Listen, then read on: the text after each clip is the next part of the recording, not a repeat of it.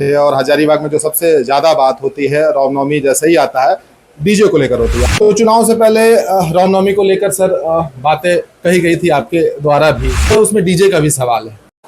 देखिए, हमने कहा था कि अगर हमारी सरकार आती तो, और ये जो सरकार है हिंदू विरोधी सरकार है। अयोध्या अगर प्रभु श्री राम का पहला धाम है तो हजारीबाग का भी बड़ा नाम है। लोग ये भी कहते हैं कि डीजे को लेकर प्रतिबंध हजारीबाग में रहता है, लेकिन दूसरी जगह पर डीजे बजते हैं। तो आप जितना दबाएंगे माहौल उतना ही खराब होगा। अब इसे दबाने का कोशिश ना करें।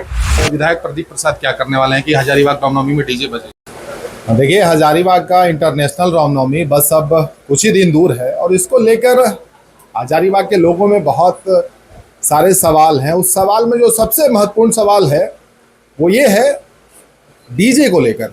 डीजे को लेकर आपको पता है कि कोरोना काल के बाद से प्रतिबंध रहा है, तमाम बातें हुई हैं। अब सवाल ये है कि जब विधायक बने हैं पहली बार प्रदीप प्रसाद हजारीबाग सदर से, तो चुनाव से पहले रामनवमी को लेकर सर बातें कही गई थी आपके द्वारा भी कि रामनवमी आएगा तो रामनवमी में बहुत कुछ देखने को मिलेगा। 9 दिन 8 दिन हम लोग रामनवमी अलग तरीके से मनाएंगे। तो वो सवाल जो है उसमें डीजे का भी सवाल है। तो कैसे देख रहे हैं इस बार रामनवमी को आप?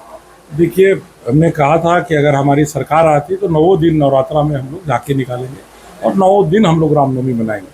और ये जो सरकार है हिंदू विरोधी सरकार है, धर्म के प्रति इनका जो सोच और विचारधारा वो कतई सही नहीं है।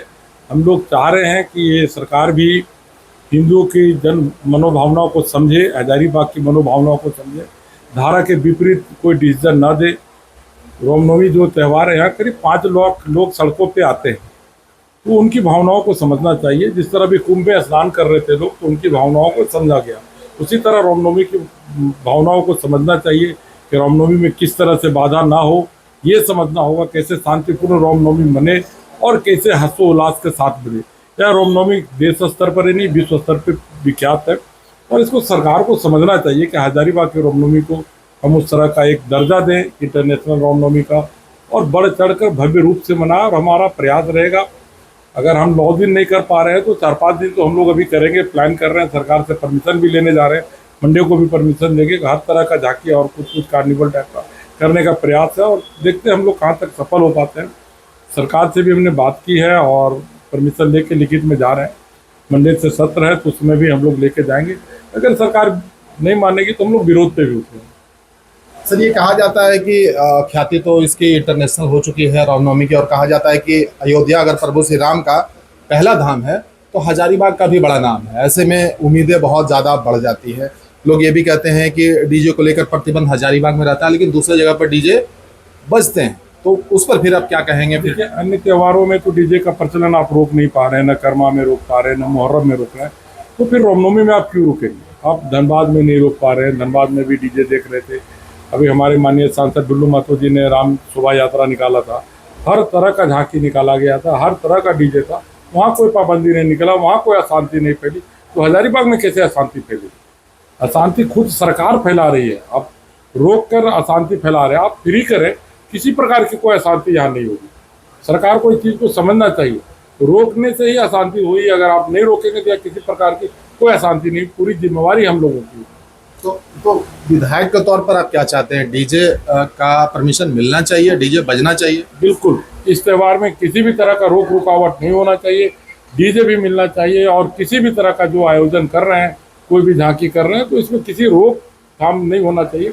और सरकार को भी हम निमंत्रण देंगे कि माननीय मुख्यमंत्री महोदय भी यहाँ पे आए इस रामनवमी के मौसम में, हमारे कैबिनेट के जितने भी साथीगण हैं वो लोग भी आए और यहाँ रामनवमी का आनंद लें और देखें और समझे कि हजारीबाग की रामनवमी है क्या, यहाँ लोगों के मनभावना में किस तरह से रामनवमी बसता है लोगों के दिलों में, ये देखना चाहिए।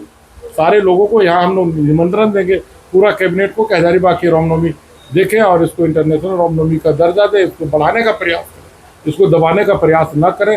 ये कतई नहीं दब सकता हजारीबाग की रामनवमी।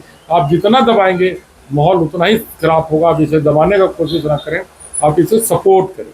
ये भी सुनने में आता है, ये भी कहा जाता है कि डीजे की वजह से समस्याएं पैदा होती हैं। जो डीजे में गाने बजते हैं उसकी वजह से सौहार्द बिगड़ता है।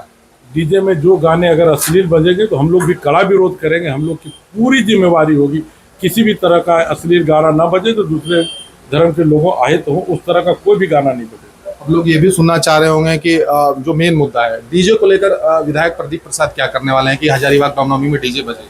देखिए, सदन में हम लोग बात रखेंगे, चाहे जिस तरह से रखना पड़े, विरोध के स्वरूप रखना पड़े या आग्रह के रूप में रखना पड़े, जिस स्वरूप में रखना पड़े, यहाँ डीजे बजेगा और रामनवमी हर्षोल्लास के साथ। तो सत्र में जो बचे हुए दिन है उसमें डीजे की बात, रामनवमी की बात बिल्कुल बिल्कुल। माननीय सांसद महोदय भी पिछले बार बहुत तरीके से विरोध किए थे, कुर्ता भी फाड़ा गया था। बिल्कुल, और इस बार भी हम लोग विरोध करेंगे और अच्छे तरीके से करेंगे। ये थे सदर से विधायक प्रदीप प्रसाद जी, जो रामनवमी को लेकर अपनी बातें रख रहे थे। और हजारीबाग में जो सबसे ज्यादा बात होती है रामनवमी जैसे ही आता है डीजे को लेकर होती है। आप भी अपनी प्रतिक्रिया दीजिए, आप क्या कुछ कहना चाहते हैं हजारीबाग की इंटरनेशनल रामनवमी के बारे में। मिलेंगे फिर।